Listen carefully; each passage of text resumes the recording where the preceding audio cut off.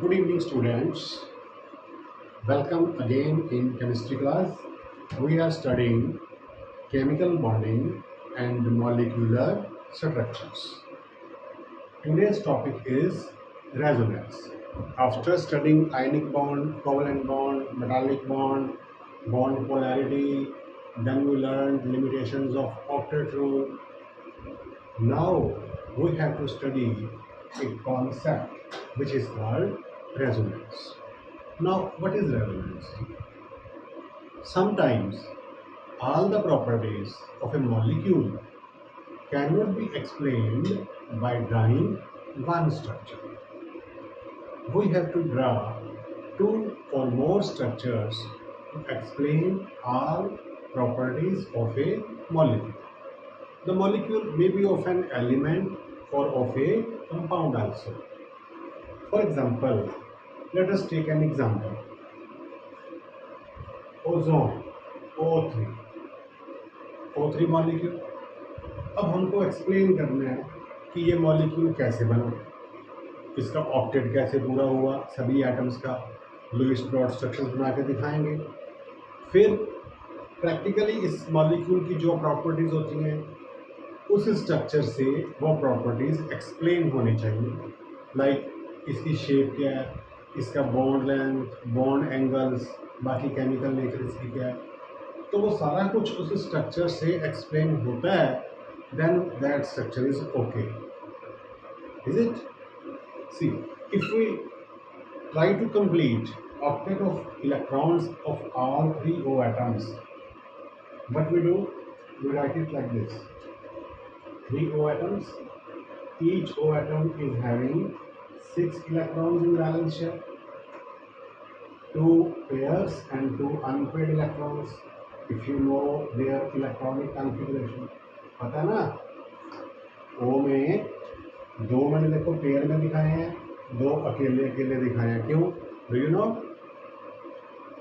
O की इसकी बनती है 1s2, फर्स्ट ऑर्बिट में क्या 2s2 2p4। जो 2p4 है अगर आपको ड्रा करोगे तो p के 3 ऑर्बिटल्स में एक में पेयर आएगा, दो में अनपेयर आएंगे। ये दो अनपेयर वो है, ये जो पेयर है एक p का एक s का।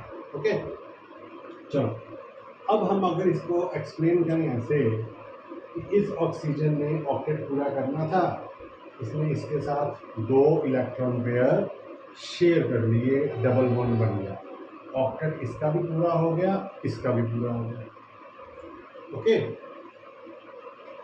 अब इसका तो पूरा नहीं हुआ, ये क्या कर रहा है बीच में, इसके साथ अगर ये बॉन्डिंग कर ले तो इसके इलेक्ट्रॉन तो 9 हो गए, इसके स्टिल 7 है। तो हम एक इलेक्ट्रॉन यहाँ से हटा के यहाँ रख देते हैं ताकि सबका ऑक्टेट पूरा हो जाए। तो ऑक्टेट रूल तो एक्सप्लेन हो गया, बट मीनवाइल इसके ऊपर नेगेटिव चार्ज आ जाएगा, इसके ऊपर positive, loss of electron, gain of electron. Okay,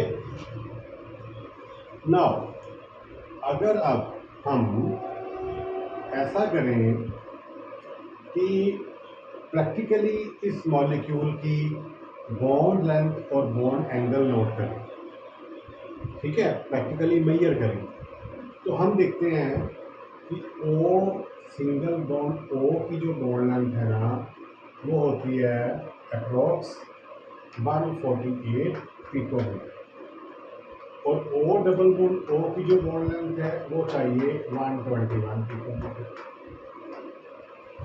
ठीक है, अब ओजोन मॉलिक्यूल के अंदर जब सारी बॉन्ड लेंथ, दोनों बॉन्ड लेंथ कैलकुलेट करते हैं तो वो बॉन्ड लेंथ आती है कितनी?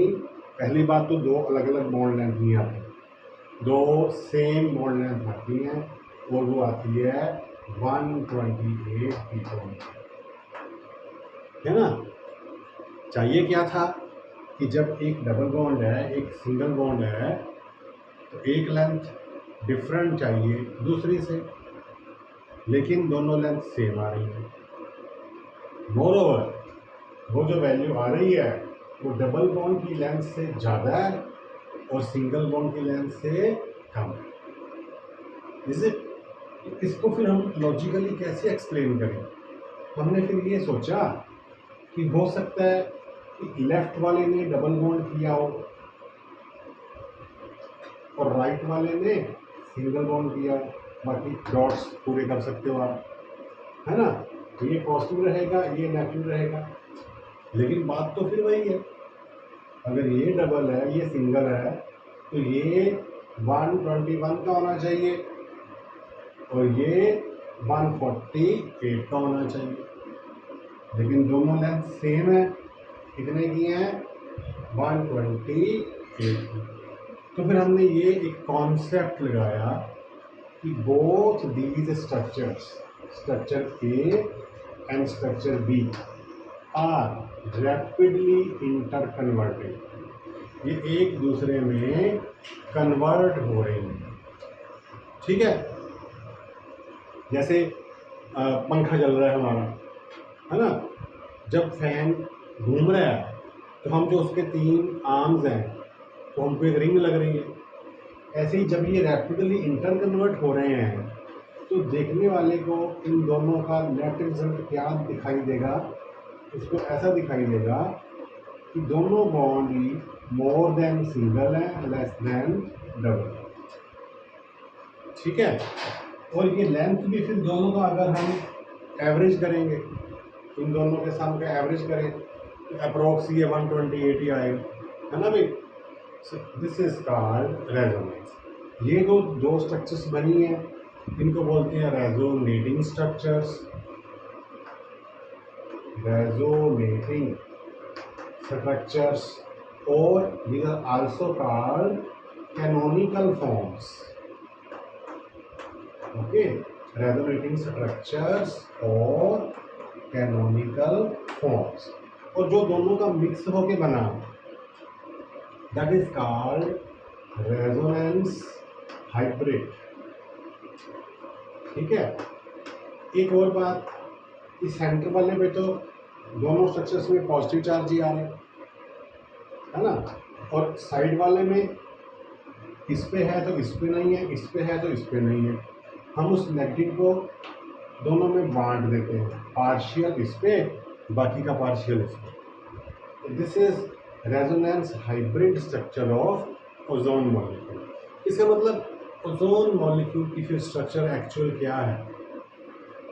इन सब का मिक्स, ठीक है?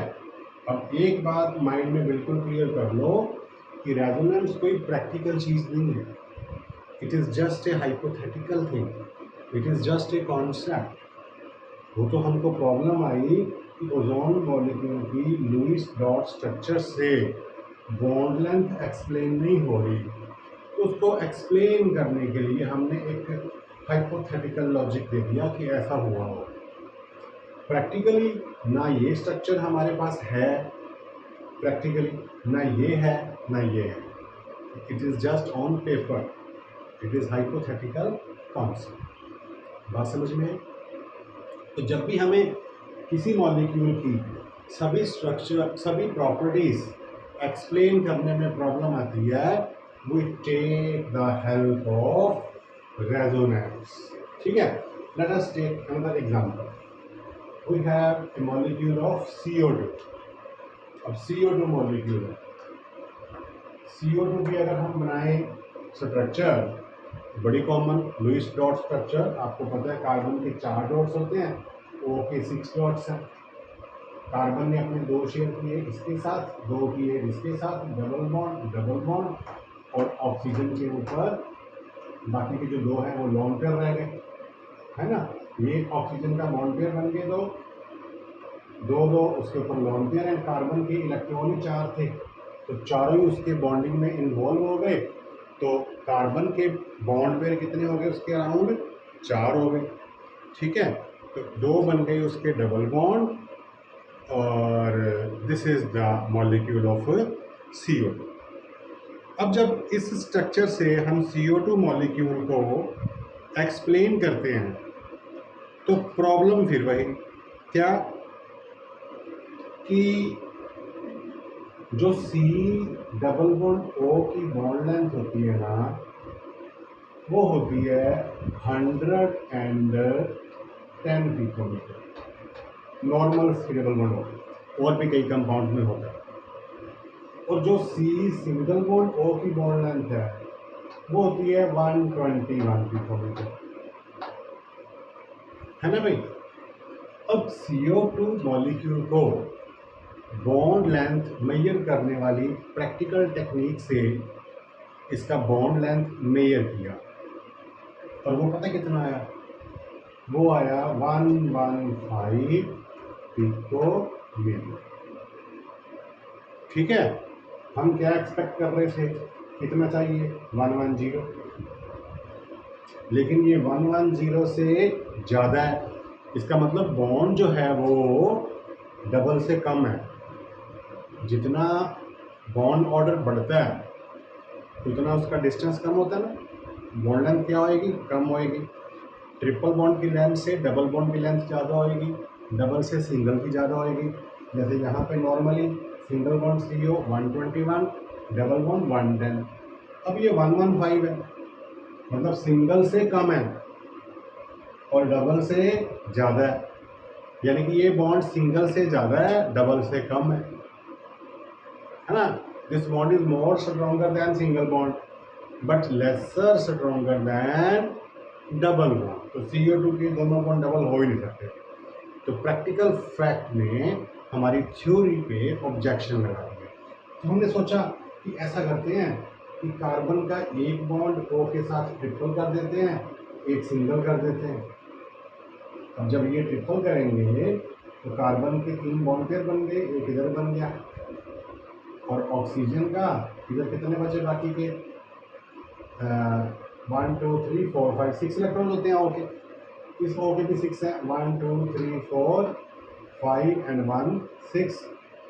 अब प्रॉब्लम क्या आई कि इसके तो 7 हुए, ऑक्टेट कंप्लीट नहीं हुआ। इसके कितने हो गए? 6 और 3 9 हो गए।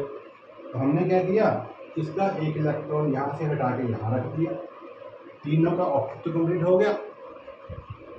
ठीक, लेकिन अब प्रॉब्लम फिर वही, एक सिंगल बॉन्ड है, एक ट्रिपल बॉन्ड है।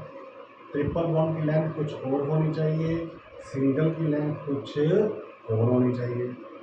लेकिन प्रैक्टिकली जब हम लैब में मेजर करते हैं तो दो अलग अलग लेंथ नहीं आती, एक ही लेंथ आती है 115, जो सिंगल से कम है और डबल से ज़्यादा।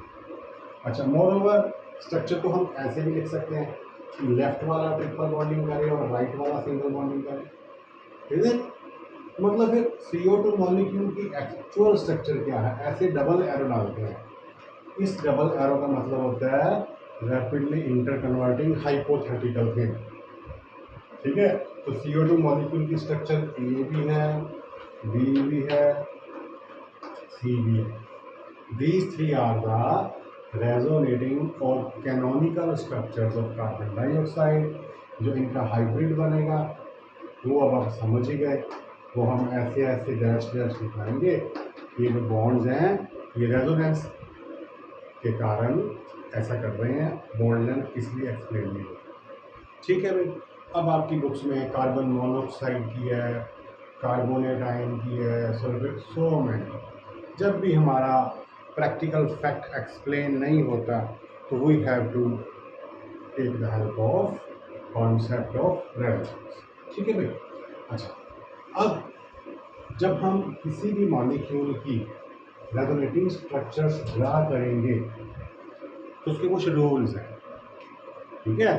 Rules for writing resonating structures, बड़ी सिंपल सी बात है, सिंपली दिमाग में रख लो। नोट करना है तो नोट भी कर सकते। फर्स्ट रूल तो ये है कि जो आप डिफरेंट रेजोनेटिंग स्ट्रक्चर्स बना रहे हो उनमें एटम्स की पोजीशन सेम हो। जैसे मैंने CO2 बनाई, हर स्ट्रक्चर में C सेंटर में है, 2 वो साइड पे। ये नहीं कि O को सेंटर में कर दो, C को बाहर ले आओ, ठीक है। तो in different resonating structures positions of atoms should be same, एक बात। दूसरी बात कि जो लोन पेयर्स हैं वो किसी एटम पे जितने हैं दूसरी स्ट्रक्चर में भी उतनी ही हो, तीसरी में भी उतनी ही हो, अगर जितनी भी बनती है सब में सेम, लोन पे का नंबर सेम होना चाहिए। थर्ड थिंग, बड़ी कॉमन सी बातें हैं ये, इतनी कोई हाई फाई चीज़ नहीं है कि नोट किया जाए और पढ़ा जाए। तीसरी बात ये है कि जब प्लस माइनस चार्ज डालना पड़ता है तो ऐसा होना चाहिए कि इलेक्ट्रोपॉजिटिव एलिमेंट पे, एटम पे पॉजिटिव चार्ज आए और इलेक्ट्रोनेगेटिव एटम पे नेगेटिव आए। अब मान लो H और O है किसी स्ट्रक्चर में, H पे नेगेटिव कर दोगे, O पे पॉजिटिव कर दोगे, तो टेक्निकली रॉन्ग है ना भाई। तो ये आपको थोड़ा सा ध्यान रखना है, इलेक्ट्रोनेगेटिव के ऊपर नेगेटिव आए, इलेक्ट्रो पॉजिटिव के ऊपर पॉजिटिव आए। ठीक, एक बात और कि अगर दो एडजेसेंट एटम्स हैं तो दोनों पे सेम चार्ज नहीं डालना, ये भी नेगेटिव नॉट पॉसिबल, ये भी पॉजिटिव नॉट पॉसिबल। ठीक, तो ऐसे कुछ रूल्स हैं जो आपको दिमाग में रखने हैं when you are writing resonating structures of a molecule. ठीक, अगली बात कि जब किसी मॉलिक्यूल में रेजोनेंस हो गई तो अब जो मॉलिक्यूल की स्ट्रक्चर बन गई हाइब्रिड, उसके कैरेक्टरिस्टिक्स क्या होंगे।